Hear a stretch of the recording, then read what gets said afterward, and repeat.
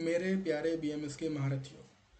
तो पदार्थ विज्ञान नाम का सब्जेक्ट में परेशान बहुत करता होगा, क्योंकि तुम उसको याद करने की कोशिश करते हो, उसको समझने की कोशिश नहीं करते हो। तो मैं लेकर आया हूँ पदार्थ विज्ञान के चैप्टर्स की कुछ ऐसी सीरीज जो आपको बड़े ही प्यार से आसानी से कॉन्सेप्ट्स को क्लियर कराएगा और आपको याद करने में और समझने में भी आसानी होगी। तो इस लेक्चर सीरीज में सबसे पहला जो हमने टॉपिक लिया, जो कि मेरा फेवरेट टॉपिक है, वो है अभाव विज्ञान। अभाव विज्ञान क्या होता है? अभाव का मतलब सिंपल सा है, किसी भी, अभाव का मतलब ही है किसी भी चीज का ना होना। अभाव मतलब किसी चीज का ना होना। कोई भी चीज, मेरे पास पैसों का अभाव है, मेरे पास पैसे नहीं है। मेरे पास फरारी कार का अभाव है, मेरे पास फरारी कार नहीं है। मेरे सिर पर सींग नहीं है, मेरे पास सिर में सींग का अभाव है। तो अभाव विज्ञान क्या मतलब है? जो चीज एग्जिस्ट नहीं करती है वो है अभाव विज्ञान। तो आइए इसको डिटेल में पढ़ते हैं, और वीडियो अच्छी लगी तो उसको लाइक एंड सब्सक्राइब जरूर कीजिएगा। हम आगे भी आपके लिए ऐसी सीरीज लेकर आते रहेंगे। तो सबसे पहले अगर बात करें इंट्रोडक्शन ऑफ अभाव विज्ञान, आयुर्वेद में आचार्य चरक ने अभाव शब्द नहीं माना है, और अभाव को बोला जाए तो एक स्वतंत्र पदार्थ नहीं माना है। तो अगर आप यहाँ देखेंगे कि इन्होंने अभाव को स्वतंत्र पदार्थ नहीं माना है। स्वतंत्र पदार्थ का मतलब है कि ऐसा नहीं बोला कि अलग से कुछ पदार्थ होता है। यहाँ पर उन्होंने केवल दो पदार्थों को माना है, जो कि है सत और असत। सत का मतलब है जिसकी सत्ता है, और असत का मतलब है जिसकी सत्ता नहीं है। अब सत्ता तो मोदी की है, लेकिन क्या बाकी असत्ता में जो है उनका क्या मतलब हुआ? तो यहाँ पर आप राजनीति में मत जाइए। सत का मतलब है जो चीज़ प्रेजेंट है वो सत है, और जो चीज़ प्रेजेंट नहीं है, एग्जिस्ट नहीं करती है, वो असत है। तो असत का मतलब है जिसकी सत्ता ना होना या जिसका एग्जिस्टेंस ना होना। वैशेषिक दर्शन के प्रवर्तक जो है महर्षि कनाद, ये याद रखना, ये एग्जाम में आ जाता है। महर्षि कनाद ने वैशेषिक दर्शन दिया था। उन्होंने आरंभ में अभाव को पदार्थ के रूप में स्वीकार नहीं किया है। मतलब अगर हम वैशेषिक दर्शन को ध्यान से देखें तो वैशेषिक दर्शन बहुत ही कम सूत्रों में कठिन तरह से लिखा गया तंत्र था, एक दर्शन था। तो एक आचार्य आए थे प्रशस्तपाद, उन्होंने क्या किया था कि उसको सिंप्लीफाई किया। जो वैशेषिक दर्शन था उसके जो सूत्र थे उनको अच्छे से डिटेल में बताया, उनका विस्तार से वर्णन किया। तो उन्होंने अभाव को स्वतंत्र पदार्थ के रूप में ऐड कर दिया था। तो देखा जाए तो महर्षि कनाद ने स्वतंत्र नहीं माना अभाव को, लेकिन प्रशस्तपाद, जिनके नाम पर अब वैशेषिक दर्शन आगे चलता है, उन्होंने उसको एक स्वतंत्र पदार्थ माना है। भट्ट मीमांस, वेदांत, पौराणिक, तांत्रिक परंपराओं में अभाव को प्रमाण के रूप में स्वीकार किया जाता है। इसका मतलब उन्होंने माना है कि अभाव होता है। इसके में कन्फ्यूजन क्यों हुआ? क्यों कुछ लोगों ने अभाव नहीं माना और क्यों कुछ लोगों ने माना? कुछ लोगों का कहना ये था कि जो चीज़ है ही नहीं, जो चीज़ एग्जिस्ट ही नहीं करती है, प्रेजेंट ही नहीं है, हम उसको पदार्थ कैसे मान लें? और कुछ लोगों ने इसको बोला कि अगर कोई चीज़ प्रेजेंट नहीं है, एग्जिस्ट नहीं करती है, तो हमें उसके बारे में पता कैसे चलेगा? अगर मैं बोलूँ कि मेरे पास पैसा नहीं है, तो इसका मतलब कहीं ना कहीं पैसा एग्जिस्ट करता है, बट मेरे पास उस चीज़ का अभाव है। तो दो मत थे, कुछ लोगों ने अभाव को माना, कुछ लोगों ने अभाव को नहीं माना। आपकी बुक में डिटेल में दिया गया होगा, एक बार उसको ज़रूर पढ़िएगा। आगे आते हैं अभाव शब्द की परिभाषा। अभाव शब्द की जो व्युत्पत्ति है, अभाव शब्द की व्युत्पत्ति। तो द वर्ड अभाव is derived from two components. पहला है आ और दूसरा है भाव। आ का मतलब होता है नॉट या एब्सेंस, जो चीज नहीं है वो है आ। और भाव मतलब जिसकी सत्ता है, जो एग्जिस्टेंस में है। तो इसका मतलब हुआ नॉट इन एग्जिस्टेंस। तो जो चीज नॉट, या मैं बोलूँ कि जो चीज नॉन एग्जिस्टिंग है, उसको हम बोलते हैं अभाव। जैसे आज के दिन में, आज के इरा में डायनासोर्स नहीं है, तो डायनासोर्स का अभाव है। अगेन इसको देखें तो नीचे भी यही लिखा हुआ है कि जिसका अस्तित्व नहीं है उसे अभाव कहा जाता है। द अभाव signifies non existence and absence of being. जो चीज नहीं है उसको हम बोलते हैं अभाव।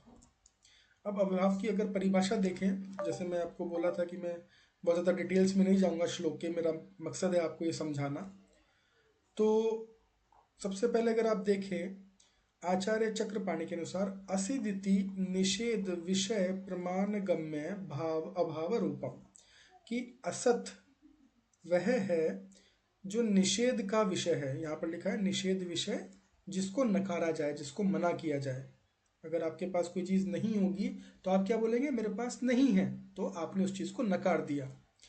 निषेध विषय प्रमाण गम्य अभाव रूपम, प्रमाण गम्य मतलब कि जो प्रमाणों से जाने जाता हो। जैसे मान लीजिए प्रत्यक्ष प्रमाण है, आप कोई चीज़ देखकर बोल रहे हैं कि हम कैसे बता पा रहे हैं कि डायनासोर्स इस दुनिया में नहीं है, क्योंकि हम देख पा रहे हैं, हम प्रत्यक्ष रूप से उसको समझ पा रहे हैं, ऑब्जर्व कर पा रहे हैं कि डायनासोर्स आज की दुनिया में नहीं है।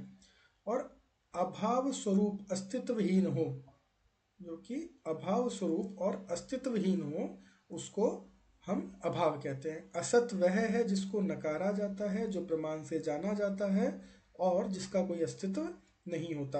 अगर मैं डायनासोर्स का एग्जाम्पल लूँ, असत तो डायनासोर्स का अभाव है।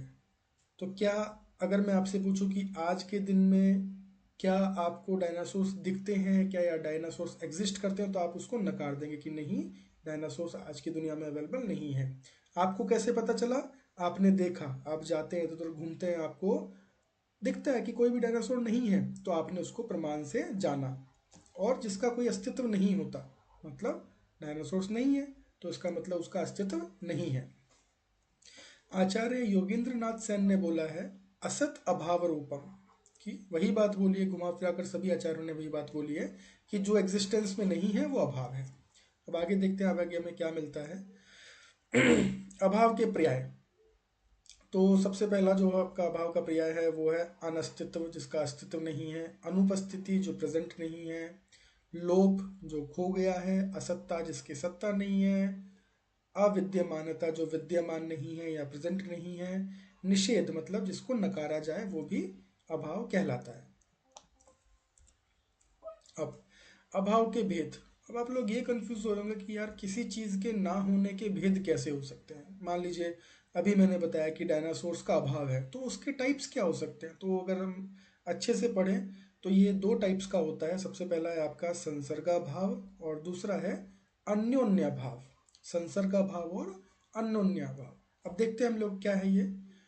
आगे की स्लाइड में मैंने इसको डिटेल में बताया है, संसर्गाभाव क्या होता है और अन्योन्या भाव क्या होता है। संसर्गाभाव के आगे तीन टाइप्स होते हैं, प्राग भाव, प्रध्वंस भाव और अत्यंत भाव। और अन्योन्य टाइप्स का कोई भी, अन्योन्य का कोई भी टाइप नहीं होता है। तो सबसे पहले हम देखते हैं कि संसर्गा भाव क्या है। हमने टाइप्स तो उसके देख लिए थे, लेकिन संसर्गा भाव क्या है एक बार उसको पढ़ लेते हैं। संसर्गा भाव का मतलब है किसी वस्तु का किसी स्थान, समय या अन्य वस्तु में ना होना। ठीक है, किसी वस्तु का किसी स्थान, समय या अन्य वस्तु में ना होना, उसको हम बोलते हैं संसर्गा भाव। इसको हम इंग्लिश में क्या पढ़ेंगे, इंग्लिश थोड़ा आजकल बच्चे जो हैं इंग्लिश ज़्यादा समझते हैं, हिंदी कम समझते हैं, तो इसलिए मैंने इंग्लिश में भी ये लिख दिया है, को रिलेशनल नॉन एग्जिस्टेंस। को रिलेशनल मतलब ऐसी दो चीज़ें जिनका आपस में कोई ना कोई संबंध हो सकता है, वो नॉन एग्जिस्टेंस में है। Means refers to the absence of an entity in a particular place, time और relationship। अब इसको मैं आपको डिटेल में समझाता हूँ। डायनासोर का हम एग्जांपल लेकर चलते हैं। तो डायनासोर ही हम देखते हैं कि डायनासोर सबको पता है क्या होता है, जुरासिक पार्क मूवी सबने देखी होगी। तो सबसे पहले absence of an entity, entity यहाँ पर हो गया आपका डायनासोर्स। पर्टिकुलर प्लेस, क्या आज दिल्ली में डायनासोर्स हैं क्या, नहीं हैं। क्या 2025 में डायनासोर्स हैं क्या, नहीं हैं। क्या किसी मगरमच्छ के साथ में या कहीं भी किसी के रिलेशनशिप में है क्या, नहीं है। तो ऐसी चीज़ें जिनका आपस में संबंध एग्जिस्ट करता है लेकिन वो एक दूसरे के साथ नहीं है। ठीक है, जैसे अब देखेंगे आप, यहाँ पर बोला है को रिलेशनल नॉन एग्जिस्टेंस, दो चीज़ों का को रिलेशन था। एक समय था और डायनासोर्स थे, दोनों का रिलेशन था कि कभी किसी समय में डायनासोर्स अवेलेबल थे, वो रहते थे, एग्जिस्ट करते थे। अब इसका एग्जांपल हम देखेंगे, water is not present in the tap, नल में जल का अभाव है। तो आप देखेंगे नल और जल का रिलेशन है, दोनों को एग्जिस्ट करते हैं। को एग्जिस्ट मतलब कि दोनों साथ रहते हैं। Here nal and water are two entities that are generally expected to be related. आप सबको पता है कि नल में, टंकी में पानी रहता है, टैप में वाटर रहता है, टैप वाटर जिसको हम बोलते हैं। तो टैप और वाटर आपस में रिलेशन में है। तो अगर मैं बोलूँ कि टंकी में या टैप में या नल में पानी नहीं है तो वो कहलाएगा संसर्गाभाव। फिर आता है आपका, अगर आप बात करें, चलो एक बार इसको पढ़ लेते हैं। Normally water should be present in the tap but in this case it is absent.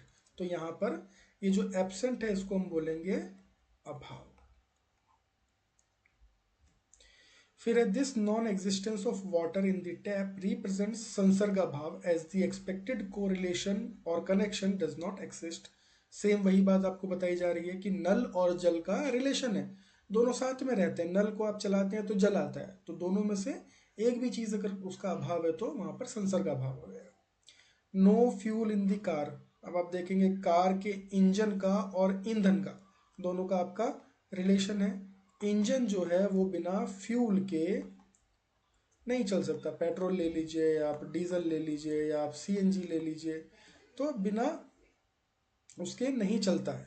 ठीक है, तो यहाँ पर इंजन का या कार का और फ्यूल का आपस में रिलेशन है, को एग्जिस्ट करते हैं। लेकिन कार में इंजन ईंधन का अभाव है, इसका मतलब वो कोरिलेशन खत्म हो गया है, एक चीज एग्जिस्ट नहीं कर रही, तो यहाँ पर भी संसर्ग का अभाव आएगा।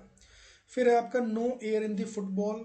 फुटबॉल में हवा नहीं है। फुटबॉल में जनरली हवा होती है, बिना हवा के आप खेल नहीं सकते हैं। तो हवा का और फुटबॉल का भी आपस में एक कोरिलेशन है। फुटबॉल और उसके अंदर भरी जाने वाली हवा दोनों रिलेशन में रहती हैं। फुटबॉल के बिना एयर काम नहीं आती, एयर के बिना फुटबॉल काम नहीं आती, अगर आप फुटबॉल के कॉन्टेक्स्ट में देखें तो यहाँ पर भी आपको देखने को मिलेगा संसर्ग का भाव। अब संसर्ग का भाव के एक बार भेद देख लेते हैं, क्या क्या टाइप्स हैं। सबसे पहला जो टाइप है वो है प्राग भाव। प्राग भाव का मतलब है प्री एग्जिस्टेंशियल एब्सेंस, मतलब किसी चीज की उत्पत्ति होने से पहले का अभाव। कोई चीज अभी आई ही नहीं। जैसे अगर आप देखें कि जो फ्लाइट्स थी, जो एरोप्लेन थे, फ्लाइट जिसको हम बोलते हैं, आई थिंक अगर मैं गलत नहीं तो 1902 में राइट ब्रदर्स ने 1902 में फ्लाइट्स का एक्सपेरिमेंट शुरू हुआ था। और आप मानकर चलें कि 1900 मानकर चलते हैं कि 1900 से पहले 1800 में या 1700 सदी में हमारे पास फ्लाइट्स का अभाव था। हमारे पास एरोप्लेन या आपका फ्लाइट या जेट जो भी उड़ने वाली चीज़ें हैं वो अवेलेबल नहीं थी। तो यही बोला गया है कि किसी चीज़ की उत्पत्ति से पहले का अभाव, जैसे अनादि सा अंत प्राग भाव, उत्पत्ति का पूर्व से कार्य से, तो पूर्व कार्य से अनादि, जिसका कोई आदि या आरंभ न हो। किसका?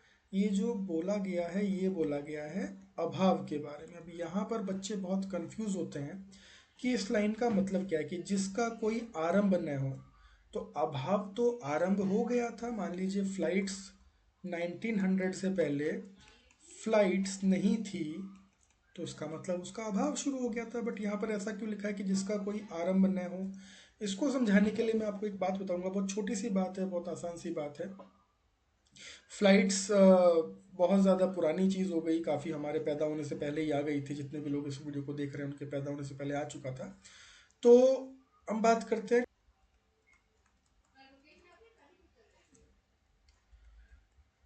तो कोविड-19 2019 में इंडिया में आया, या 2020 मान लीजिए। कोविड-19 2019 से पहले उसका अभाव था, वो नहीं था। यहाँ पर इस दुनिया में कोविड-19 नाम की चीज़ ही नहीं थी। अब अगर मैं पूछूं कि ये अभाव कब शुरू हुआ, जिसका ये लिखा है ना इस श्लोक में कि जिसका कोई आदि या आरंभ न हो, तो ये जो कोविड-19 का अभाव था, क्योंकि उत्पत्ति ही इसकी 2019 में हुई है, तो अभाव कब था? 2010 में अभाव था क्या? बिल्कुल जी अभाव था। 2005 में अभाव था क्या? बिल्कुल अभाव था, ऐसी कोई चीज़ हमने सुनी नहीं थी। 1950 में अभाव था क्या? बिल्कुल था। क्या 1000 में था? बिल्कुल था। क्या 2000 बीसी में था? बिल्कुल इसका अभाव था। क्या 5000 बीसी में इसका अभाव था? बिल्कुल था। तो आप मुझे बताइए ये नंबर कहाँ तक लेकर जाएंगे? ये नंबर अगर मैं बोलूँ कि ये, let's say this, I don't know कितनी जीरो हो गई है, कितने हो गए हैं, मुझे पढ़ा भी नहीं जाएगा ये, दो चार जीरो और ऐड कर देते हैं।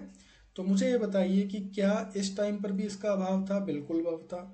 तो इसीलिए हम बोलते हैं कि जिसका कोई आदि ना हो, जिसका कोई आरंभ ना हो, सा अंत, जिसका अंत हो। मतलब कोविड 19 का जो अभाव है वो खत्म कब हुआ? 2019 में इसका जो अभाव है वो खत्म हो गया। तो इसलिए यहाँ पर बोला गया है जिसका कोई आदि न हो लेकिन उसका अंत हो, उसको हम बोलते हैं प्राग भाव। ये देखिए ये लिखा है प्राग भाव। तो आई गेस अभी आप लोग समझ गए होंगे कि क्यों ऐसा बोला गया है कि जिसकी आदि नहीं है। तो इस अभाव की कोई भी शुरुआत नहीं है, और लेकिन इसका अंत ज़रूर है, कभी ना कभी वो चीज़ आएगी और उसका अंत हो जाएगा। बाकी अगर आपको कोई भी डाउट आता है तो आप कमेंट्स में ज़रूर बताएं, मैं बिल्कुल कोशिश करूंगा वहीं पर रिप्लाई करके उनको सॉल्व करने की कोशिश करूंगा। तो उत्पत्ति से पहले की अवस्था, मतलब कोविड 19 जो है वो 2019 में आया था, तो उसकी उत्पत्ति से पहले का जो अभाव था, लेट्स से 2018 में भी क्या था, उसको हम बोलते हैं प्राग भाव। ठीक है, मेरे ख्याल से ये क्लियर हो गया होगा, बट फिर भी अगर क्लियर नहीं हुआ है तो मुझे कमेंट में बताइएगा, मैं आपको आंसर करूंगा। तो एक बार इसका एग्जाम्पल पढ़ लेते हैं। मैंने बड़ी मुश्किल से बनाया, बहुत टाइप करना पड़ा मुझे। तो before a building is constructed the building does not exist, only the land and materials are present. This absence of the building before its construction is called प्राग भाव। वही वाली बात बोली गई है कि उसके बनने से पहले जो अभाव था वो प्राग भाव था। इट इज बिगिनिंगलेस, इसकी कोई शुरुआत नहीं हुई थी, because the absence of building has always existed before its construction. कहने का मतलब ये है कि वही वाली बात आ जाती है जो मैंने आपको डायनासोर के मामले में बताई, या सॉरी कोविड 19 में बता, कोविड 19 के बारे में बताई कि आप कब बताएंगे कि आज के दिन कोई बिल्डिंग बनी है, तो क्या इससे पहले वो बिल्डिंग थी, क्या नहीं थी, वो कभी रही ही नहीं, हमें टाइमलाइन ही नहीं पता है। ठीक है, ये कितने जीरो हो गए मुझे भी नहीं पता, बीसी, बिफोर क्राइस्ट। तो मुझे नहीं पता वो बिल्डिंग कब बनी थी, उसकी कोई टाइमलाइन नहीं है, इसलिए हम उसको बोलते हैं प्राग भाव। इट इज़ नॉट एंडलेस, मतलब इसका ऐसा नहीं है कि एंडलेस है। 2020 में कोविड आया, इंडिया में आया 2020 में, वैसे 2019 में आ गया था। तो 2020 में कोविड 19 का जो अभाव था वो खत्म हो गया, क्योंकि वो तो आ गया। ठीक है, तो ये है आपका प्राग भाव। अब दूसरा है आपके पास, जो इसका टाइप था हमारे पास, वो था प्रध्वंस भाव। ठीक है, प्रध्वंस भाव का मतलब है, ये देखिए ये लिखा है पोस्ट डिस्ट्रक्शन नॉन एग्जिस्टेंस। मतलब कि कोई चीज की समाप्ति के बाद, उसके डिस्ट्रक्शन के बाद, विनाश के बाद जो अभाव हुआ है उसको हम बोलते हैं प्रध्वंस भाव। अब इसको कैसे समझेंगे? तो इसका भी तर्क संग्रह ने एक तर्क दिया है, एक श्लोक दिया है। सादि अनंतः प्रध्वंस्व उत्पत्ति अनंतः कार्यस्य।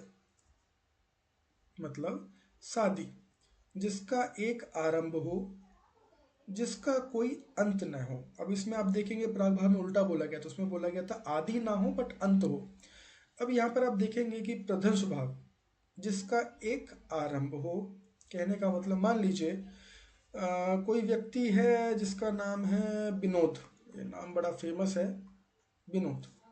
तो विनोद का जो जन्म हुआ वो 2002 में हुआ। तो विनोद की जो उत्पत्ति हुई वो 2002 में हुई, इसका मतलब जिसका एक आरंभ हो गया। अब विनोद की जो मृत्यु होती है, लेट से उसको अच्छा खाता था, आयुर्वेद का पालन करता था, उसकी मृत्यु हुई 100 साल बाद, 2102 में उसकी मृत्यु हो गई। तो जैसे ही उसकी मृत्यु होगी, तो मृत्यु होने के बाद एक अभाव शुरू हो जाएगा, विनोद का प्रभाव अभाव होना शुरू हो जाएगा, जो कभी एंड नहीं होगा। विनोद 2002 में पैदा हुआ था, तो विनोद का आरंभ हो गया। ठीक है, अब इसकी जो मृत्यु हो गई है वो हो गई है 2102 में, पूरा 100 साल जिया है। तो 100 साल के बाद जब इसकी मृत्यु हो जाएगी, तो एक 100 साल के बाद जब ये मर जाएगा, तो इसके मरने के बाद अभाव हो जाएगा किसका? विनोद का अभाव हो जाएगा। तो विनोद का जो अभाव हुआ, विनोद का जो अभाव हुआ वो एंडलेस है, नेवर एंडिंग। विनोद कभी दोबारा पैदा नहीं होगा, सेम विनोद नहीं आएगा। तो उसका जो अभाव है, जब तक ये दुनिया रहेगी तब तक इसका अभाव रहेगा, विनोद का अभाव रहेगा। अब आप इसको एक ऐसे एग्जाम्पल से समझने की कोशिश कीजिए जो बड़ा ही सिंपल है। अगेन हम डायनासोर को ले लेते हैं, डायनो। तो डायनासोर्स किसी भी एक सदी में पैदा हुए थे, उसके बाद एक पूरा जीवन जिया, उसके बाद अर्थ पर एक एस्ट्रॉयड, ऐसा बोला जाता है कि एक एस्ट्रॉयड आया था, उन्होंने उसको, जितने भी डायनासोर्स थे वो उन सबको मार दिया। अब आज के दिन में हमारी दुनिया में डायनासोर्स का अभाव हो गया है, और ये जो अभाव है ये एंडलेस है। क्या कभी दोबारा डायनासोर्स आ पाएंगे? बिल्कुल नहीं आ पाएंगे। तो डायनासोर्स का जो अभाव है उसका कोई भी अंत नहीं है, अभाव का अंत नहीं है, ध्यान रखिएगा, ठीक है। नष्ट होने की बात की अवस्था, एक बार टूट जाएगा तो वो नष्ट हो जाएगा। मैं आपको एक और एग्जांपल से समझाने की कोशिश करता हूँ, होपफुली आप समझ पाएंगे। ये मेरा एक फ़ोन है, अगर मैं इस फ़ोन को तोड़ देता हूँ तो इस फ़ोन का प्रध्वंस भाव शुरू हो जाएगा। क्या ये सेम फ़ोन मेरे पास दोबारा आ पाएगा? नहीं आ पाएगा। वन प्लस का फ़ोन दूसरा तो आ जाएगा, बट ये सेम फ़ोन जो मैं 2 साल से इस्तेमाल कर रहा हूँ वो मेरे पास दोबारा नहीं आ पाएगा। तो उसको हम बोलते हैं प्रध्वंस भाव। इसके एग्जाम्पल क्या हैं? अब देखिए, डेथ एज प्रध्वंस भाव, अगर कोई मर जाएगा तो वो दोबारा लौट कर नहीं आता, तो उसको हम बोलते हैं प्रध्वंस भाव। ठीक है। तो absence of living being after that is permanent, it can not return to original state. This irreversible absence, irreversible मतलब कि एंडलेस, जो कभी एंड नहीं होता, इज नॉन एज प्रध्वंस भाव। अब अगला आ जाएगा आपके पास अत्यंत भाव। अत्यंत भाव का मतलब होता है एब्सोल्यूट नॉन एग्जिस्टेंस। एब्सोल्यूट का मतलब है total non existence. Clearly conveys this something never existed. तक संग्रह ने क्या बोला है? त्रैकालिक संसर्ग अविच्छिन्न प्रतियोगात्मको अत्यंत अभाव अभाव अत्यंतन। तो त्रैकालिक मतलब कि तीनों टाइम से, पहले भी अभाव था, अभी भी अभाव है, आगे भी अभाव रहेगा। संसर्ग अविच्छिन्न डिफाइंड बाय द एसोसिएशन, मतलब और रिलेशन, कि दो चीज़ों का रिलेशन होना चाहिए। अगर हमें किसी को बोलना है कि अत्यंत अभाव है, वो दो चीज़ों का रिलेशन होना चाहिए। जैसे मनुष्य को सींग नहीं होते, मनुष्य के सिर पर सींग नहीं होते, ठीक है, तो इसमें अत्यंत भाव आ जाएगा। क्यों आ जाएगा? क्या सिर प्लस सींग रिलेशनल है? बिल्कुल रिलेशनल है। आप ध्यान देंगे तो आपको गाय के सिर पर सींग दिखेंगे, बकरी के सिर पर सींग दिखेंगे, बारहसिंगा के सिर पर सींग दिखेंगे, लेकिन आपको मनुष्य के मतलब इंसानों के सिर पर सींग नहीं दिखेंगे। एक बार ऐसे करके देखिएगा, कोई सींग है क्या? बिल्कुल नहीं मिलेगा। तो सिर और सींग रिलेशन में है, बाकी प्रजातियों में पाए जाते हैं, लेकिन मनुष्य में, मनुष्य के सिर पर सींग नहीं है। तो इसीलिए इसको हम बोलते हैं टोटल नॉन एग्जिस्टेंस, अत्यंत अभाव, बिल्कुल अभाव। Example, coldness in fire. आप देखेंगे कि कोल्डनेस इन फायर, क्या कभी आग में ठंडाई हो सकती है, सॉरी ठंडी हो सकती है क्या? बट आप यहाँ पर देखेंगे कोल्डनेस और फायर का कोई रिलेशन नहीं है आपस में। फायर और कोल्डनेस कभी भी रिलेशन में नहीं थी।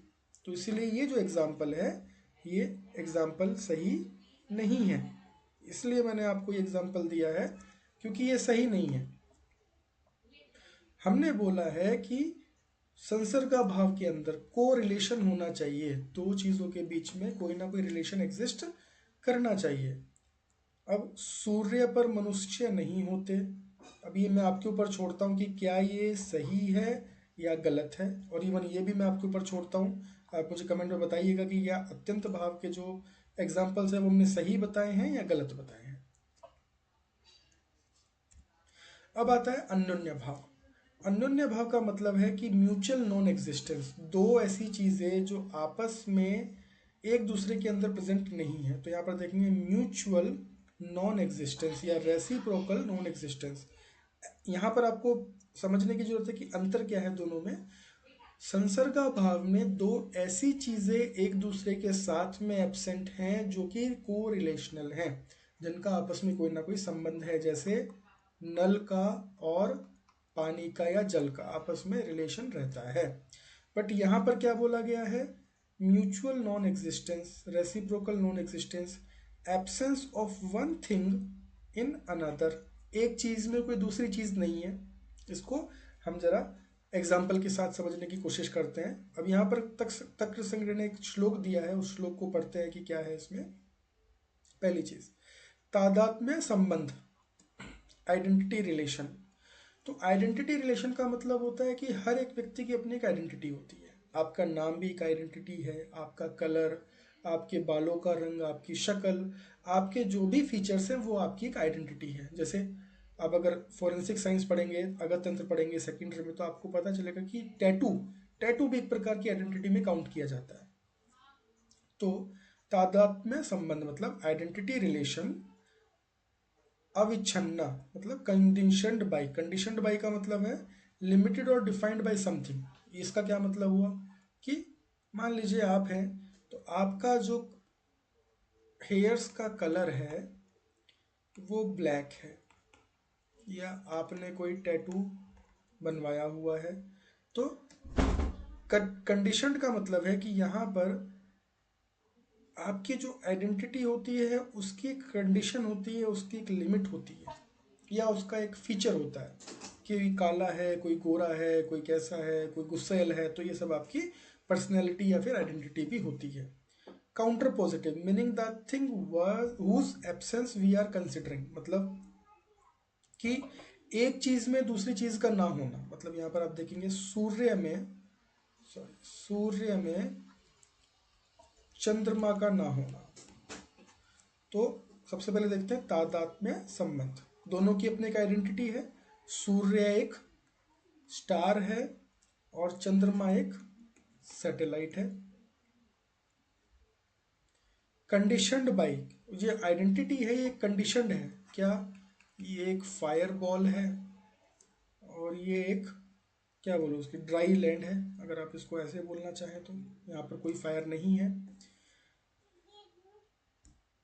प्रतियोगिता मतलब काउंटर पॉजिटिव। अब आप देखेंगे कि दोनों एक दूसरे के अंदर प्रेजेंट नहीं हो सकते, काउंटर पॉजिटिव है। सूर्य चंद्रमा नहीं हो सकता और चंद्रमा सूर्य नहीं हो सकता। जो सूर्य का काम है वो चंद्रमा नहीं कर सकता, जो चंद्रमा का काम है वो सूर्य नहीं कर सकता।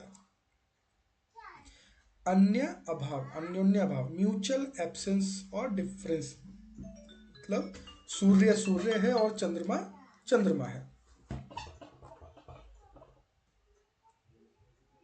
तो म्यूचुअल एब्सेंस और डिफरेंस, तो दोनों में एक एब्सेंस है, दोनों में एक डिफरेंस है। ना सूर्य चंद्रमा में है, ना चंद्रमा सूर्य में है। The mobile does not exist in a printer and printer does not exist in the mobile. अब इसको आप ऐसे सोच सकते हैं, अगर मैं आपको बोलूँ कि प्रिंटर, तो आपके मन में एक इमेज आएगी, बड़ा सा डब्बा होता है, उसके अंदर पेपर रखे होते हैं, वो उसकी आइडेंटिटी है। फिर मैं अगर बोलूँ मोबाइल, तो मोबाइल आपको समझ में आएगा, एक छोटा सा 6-7 इंच का डिवाइस होता है, जेब में रखते हैं, उससे फ़ोन लगाते हैं, तो दैट इज़ मोबाइल। तो दोनों की आइडेंटिटी जो है, दोनों का जो डिफरेंस है वो है अन्य भाव, मतलब एक चीज़ में किसी दूसरी चीज़ का ना होना। तो यहाँ पर आप देखेंगे the sun and moon are distinct celestial bodies, one is not the other, एक चीज़ दूसरी चीज़ नहीं है। अब इसको हम एक और तरीके से देखते हैं, अन्योन्य भाव जो है, by using car and bicycle. Car और bicycle, imagine you have a car and bicycle parked side by side. अगर मैं आपको बोलूँ आपके सामने एक कार है, एक बाइक है, तो मैं बोलूँ कि आपको बाइक में और कार में अंतर बताइए, तो आप मुझे बहुत सारे अंतर बता देंगे। एक में 4 व्हील होते हैं, एक में 2 व्हील होते हैं, एक में स्टेयरिंग होता है, एक में हैंडल होता है। तो ये उनकी आइडेंटिटी है। अगर मैं बोलूँ कि क्या कार बाइक है और बाइक कार है, तो आप बोलेंगे नहीं, bike is different, car is different. या bicycle is different, car is different. तो कार का बाइक ना होना और बाइक का कार ना होना, इसी को हम सिंपल लैंग्वेज में बोलते हैं अन्योन्य भाव। तो यहाँ पर लिखा है no matter how closely you compare us bicycle can not be considered as car. The bicycleness मतलब जो कार है या जो बाइसिकल है उसकी एक फीचर है, the identity of being a bicycle is absent in car. तो जो फीचर्स हैं जिससे आप बाइसिकल को पहचानते हैं, अगर मैं बोलूँ कि साइकिल को पहचानिए तो आप क्या बोलेंगे, दो पहिए होते हैं, पहियों में एक पैंडल लगा रहता है, पैंडल ही बोलते हैं आई थिंक उसको, उसमें चैन होती है, हम उस पर गद्दी पे बैठते हैं, हैंडल को पकड़ते हैं और हम साइकिल को चलाते हैं। तो ये आप मुझे बताएंगे। कार के बारे में अगर मैं आपको बोलूँगा कि एक स्टेयरिंग होता है, चार पहिए होते हैं, 5 सीटर या 7 सीटर या 2 सीटर आती है, तो वो एक कार है। तो दोनों एक दूसरे का काम नहीं कर सकती है। Bicycle is bicycle, car is car. तो दोनों का एक दूसरे के अंदर ना होना इज कॉल्ड एज अन्योन्य भाव।